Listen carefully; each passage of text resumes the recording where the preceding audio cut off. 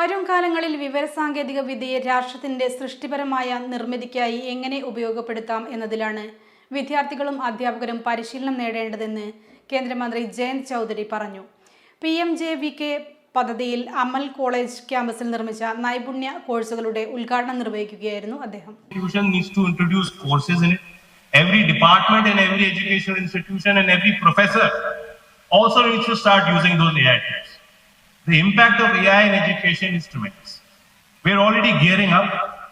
NEP explicitly mentions the influence of these technologies and asks us to converge, asks us to use these means so that we can use a new pedagogy of teaching. And I'm very happy to say that today here I'm in Mallapuram. But on the 22nd, when we close this 1 week of celebration of 10 years of skill development, we're doing a function at Bharat Mandapam in New Delhi. And we're going to launch a program called Skilling for AI Readiness. This is a course that we have the top companies, including Microsoft. ഇനിയുള്ള കാലം artificial ഇന്റലിജൻസിന്റെയും കാലഘട്ടമാണ്.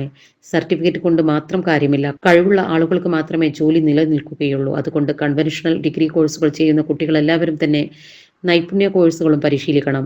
Practical experience വഴി പെട്ടെന്ന് ജോലി ലഭിക്കുന്നതിന് വിദ്യാർത്ഥികൾ ഇത്തരം കോഴ്സുകൾ പ്രയോജനപ്പെടുത്തണം. വ്യക്തികളുടെ വിവിധ തരത്തിലുള്ള കഴിവുകൾ സ്വയം പരിശീലനത്തിലൂടെ പരിപോഷിപ്പിക്കുന്നതിനാണ് നൈപുണ്യ വികസന കേന്ദ്രങ്ങളെ ഉപയോഗപ്പെടുത്തേണ്ടതെന്നും മന്ത്രി പറഞ്ഞു. PV അബ്ദുൽ വഹാബ് MP അധ്യക്ഷനായി. ആര്യടൻ ഷൗക്കത്ത് MLA, ജില്ലാ panchayat vice president Ismail Moothedam, Amal college principal professor doctor KP Muhammad Basheer, PV Ali Mubarak, PV Javed Abdul Wahab തുടങ്ങിയവർ സംബന്ധിച്ചു. Sahara golden diamonds, Kottappadi, Malappuram. Phone 9744 912 916.